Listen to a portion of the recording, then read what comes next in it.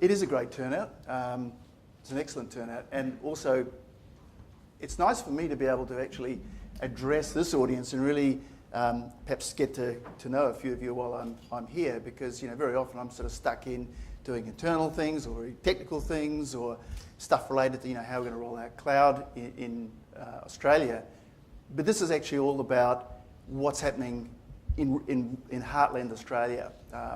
One of the things that I want to do today is kind of be provocative and in particular give you a sense of what we're seeing globally, but also how it's starting to impact Australia in the way that businesses need to respond to the new consumer, and hence, by virtue of doing that, address our really big productivity challenge that we have right now upon us. Now, if I click the right one, which I have not done, that's the top one. No? Not working, Peter? I might have to use keys.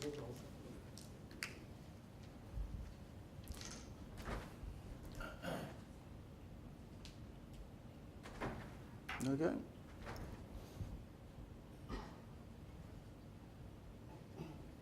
About working. Did you do that or did I did that. Your technology failed. About 2 years ago, probably it's fair to say our most preeminent economist, Saul Eslake, took leave of duty from his very high-paying job with one of the top 4 banks. It took a year, in fact a year and a half out, and went and stayed or became in residence with the Gartner Institute, which is based in Melbourne. And the Gartner Institute is basically a think tank, and it allowed Saul some time to reflect on a bunch of things that had really bothered him in the course of his normal work, but which he'd had not enough time to really dig into. And as part of that, he put out a really thought-provoking paper called Our Lost Decade. And that paper was really the start of a public narrative about productivity. There'd been a lot of talk about, productivity is not what it should be, etc. But it wasn't until Saul came out and really started to call out the fact that it's not only got worse, it's got really, really bad. And he was the first one, I think, who really popularised the notion that not only had it got worse, it was getting worse continually, and that it had been masked by this wonderful success story of us digging stuff out of the ground and selling it to Asia. And that in itself had really lulled us into a sense of complacency about our place in the sun in Australia. So while we sailed through the issues associated with the great financial dilemmas that we had around 2008, he was really starting to pick up the fact that we just ignored some of the big signals that were starting to occur, and that in fact we needed to address them and address them very, very quickly. He also kind of indicated that this was happening as well, whereas although the productivity was becoming worse, we were also getting it masked by the fact that there was an attrition of some magnitude going on in the workforce. Older people, particularly baby boomers, starting to move out, and that was kind of taking away the heat from what otherwise would be potentially a higher unemployment rate that would signal, something's not quite right here. We're earning a huge lot of money from our activities overseas, but internally something's rotten in the state of Denmark. Productivity became this really big topical thing that everybody really latched onto and said, gee, you're right, it shouldn't be this bad, but it is. Why? And the reason they latched onto it, and the reason it's really starting to get a lot of airplay, is because productivity is really just a proxy for the future of us and our children. Can we continue to enjoy the lifestyle we have enjoyed, and can our children enjoy the lifestyle that we've enjoyed in the coming years? And so productivity, if it's good, allows you to feel comfortable about that. If it's bad, it allows you to start reflecting on the fact that you may actually end up living in a less comfortable lifestyle in the future, and your children may do also. So it's a major problem. So on top of this, that was Australia's particular conundrum. Rather than facing up the fact that we haven't actually done really, really well and sailed through the financial crisis, we've just kind of had it masked. We also then have now, more latterly, had to confront the fact that the world is changing. It's a changing place because structurally some things are changing in a way that we haven't seen before, and it's happening all at once with this productivity challenge, plus a whole bunch of other things that we'll touch on later in the presentation, which are kind of frightening. We think, certainly Microsoft in our own research believes that there's a structural change occurring that is really a natural progression of this kind of knowledge age that we've been into for some time, but it's now being more highly digitized and more highly personalized. And it's really happening all over the globe. It's also consistent with how this has kind of played out in the past, although now it's a lot more impactful. If you think about the factors of production associated with the previous ages, if you like, economic ages, we had the agrarian age where you took labour and you took land, and the two of them allowed you to produce food. And most of the population was actually producing food in this. We then moved to the industrial age, the first and then the second industrial revolutions, and we kind of then learnt to have labour, capital and energy put together to create goods, and then more latterly services that were the intangible counterpart to physical goods. But now something's changed.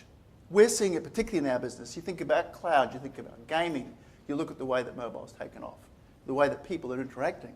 And it's much more now about technology and knowledge coming together, interestingly with really great design. And I don't just mean something that makes a package look good, but something that shapes the way the whole thing comes together for you as the consumer.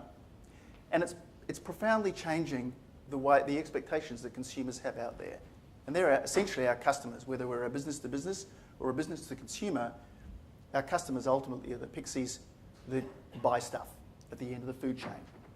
We're also finding, in conjunction with this what we might call old-time industrial sector is now undergoing this problem.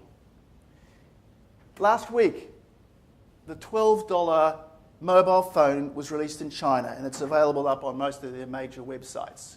The Gonkai phone, forgive my pronunciation, and it comes complete with quad-band, Bluetooth, and a whole bunch of other things. It's not an iPhone, it's not a Windows phone. Sure, it's not a smartphone per se, but it has all the aspects of everything else. And certainly for the developing world, it's now an order of magnitude lower than comparable phones have been. And wherever you get an order of magnitude change, you get fundamental shifts in the economy. Likewise, Tata Car, just recently been upgraded, but that came out at $2,000. It was a global effort in terms of putting it together, but the Indian company Tata set out to create a car that was consumable. And there it is. It's not a bad little car at all, actually pretty good. And $2,000 compared with an entry level in the US of about 20 grand for a not dissimilar car. So again, another order of magnitude change. The fact that now you can outsource things like tax returns and low-end legal work to places like India overnight and have it come back. Again, at something like a tenth of the cost. So we're seeing goods and services being eroded by this concept of frugal innovation, which is being driven by the need to open up the next 6 billion consumers on the planet, effectively. But it was flowing back now to us. So you can expect lots of changes there in the way that this stuff comes at us. So the takeouts for us are, we're seeing the cost value erosion coming out of the existing economy, and it will continue, and it will continue at pace. The other thing is experiences are trumping goods and services. Because when you start looking at that lower piece, the sort of the knowledge, the design, and the technology, they're coming together to create something that's a really great experience for someone. Yes, some goods, some physical things are used. Yes, some services are used in that. But ultimately, it's the experience that people are buying, that compelling experience. And it's permeating every single part of our economy and will only grow. We're also seeing that consumers are driving that. We're seeing that being driven because lives are changing. We're no longer in the paradigm where we have this nice, neat delineation, as you all know, between work and play. We go to work and it's a set piece of time, and we do that within a geographical location or a specific physical location, that's called work. It's changing now. we're moving between things all day long, from the minute we wake up to the minute we go to sleep. And as we move through different physical places and different parts of our lives, we're stuffing in between those cracks bits of work, bits of play, bits of learning, bits of everything in a way that we haven't done before. This is some work that was done by a guy called Bill Gross out of one of the larger creative agencies, Uber Media and Idea Lab. And they really are the cutting edge in the US of how do we tap this confluence of technology enablement and people in the way that they're now living. And particularly around the notion of selling ads, because ad funding now obviously is a reasonably large component of a business model for a lot of people. It's moving beyond just the idea of mobile, because you look at this picture and think, oh, it's about mobile. It's not. It's actually about getting something to this fellow here that's highly personalized. Extreme personalization is where it's at.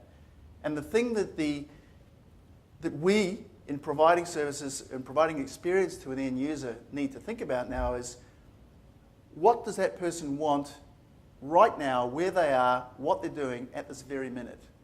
And how do we satisfy that? Mobile is a really important part of that because it's a personal little thing that helps in the delivery of that experience. But it's not the only thing. Similarly, we're seeing dynamic advertising happening. This guy had just tweeted on, well, not tweeted, but put up on Rotten Tomatoes, which is a site in the US, the fact that he was really keen to see the new film Lincoln. His phone can locate him.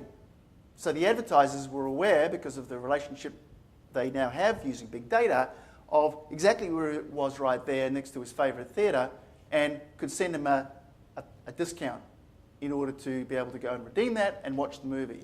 Similarly, we're seeing now a realisation that rather than mass market or even segment market to people that then go out to a store somewhere, drive to a store to buy something, why not, when they are actually near somewhere and you can understand that, serve them an incentive to go and do that or to go and buy at that time. So rather than move all the people to the store to buy, understand where they are and then offer them up something relevant at the time. So the notion of even the relationship between the consumer and how we serve them is really changing.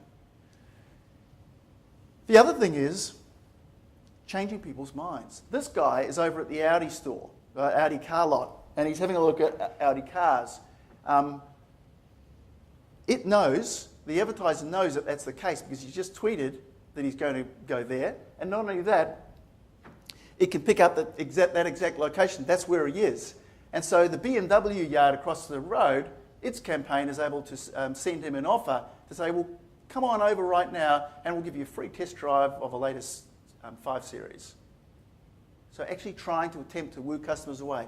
This is the kind of dynamic we're facing in the next number of years that will start to really amp the pace of consumer activity that ultimately will drive business-to-business activity as well. Similar sort of thing with pizza.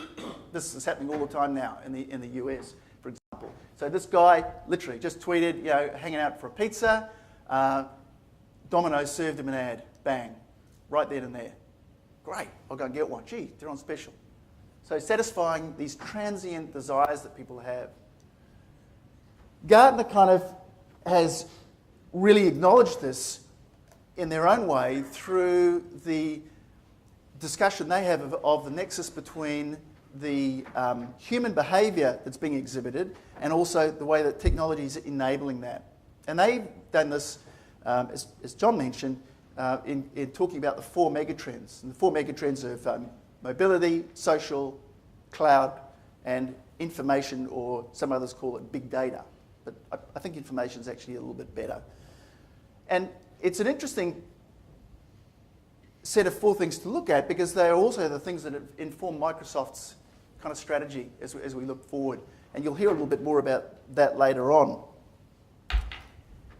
Mobile is really interesting. Mobile is a new phenomenon because the handsets that we now have moved beyond just being able to do cute things, but to do things that are seamless and easy, and they're also at literally supercomputer type functionality.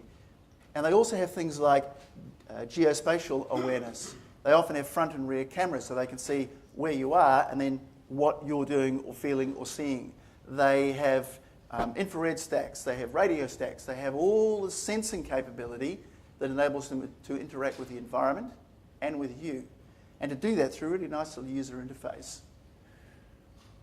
Mobility is becoming very popular because it's been around 10 years now, at least, if we think about smartphones. You know, what I'd term a smartphone. It's been around about 10 years. And we're only just at the point now where people are really starting to understand what you can do with one of those things.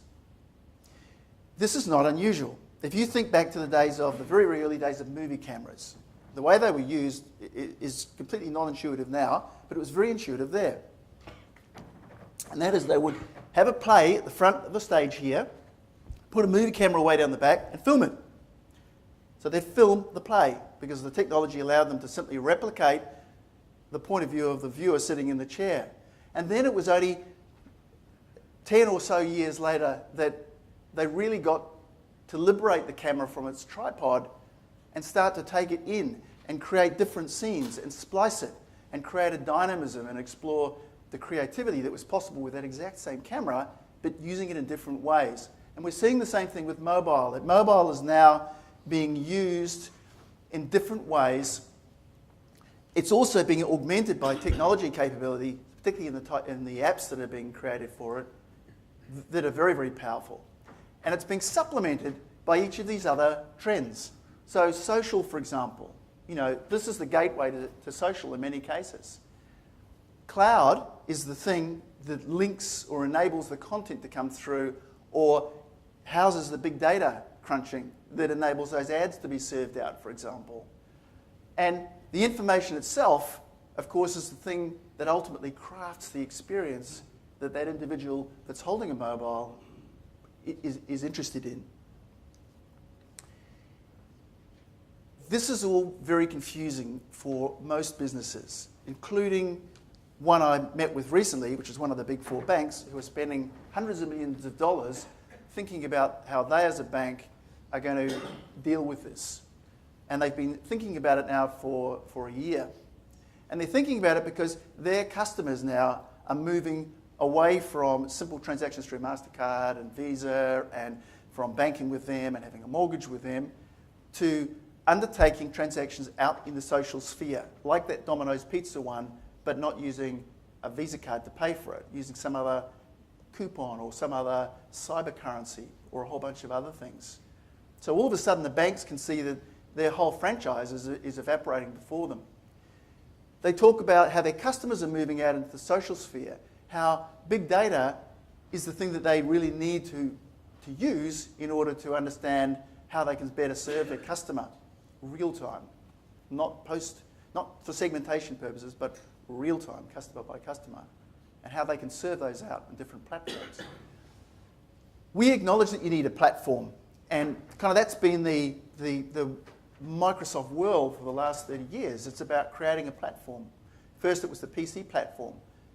And it wasn't just an operating system. It was an ability for that operating system to have common ways of sharing information between different applications that, you know, organizations and customers wrote for themselves via the clipboard, for example. You could copy something to the clipboard and then paste it in another application. Consistency about the way that the menu options kind of were structured and the way you did things and the way you connected to data sources. And it's not dissimilar now in this world because what we're seeing is that it's kind of segmenting into two bits. One is the production side. You know, what are you in the business to sell?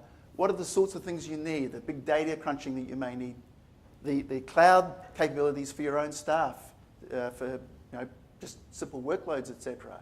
The ability to create new applications, all of that, and then the way to serve it out to the consumption side, which is what does that individual want? What's the experience do they want? And how are you going to serve it to them through that usually mobile device? And in what way?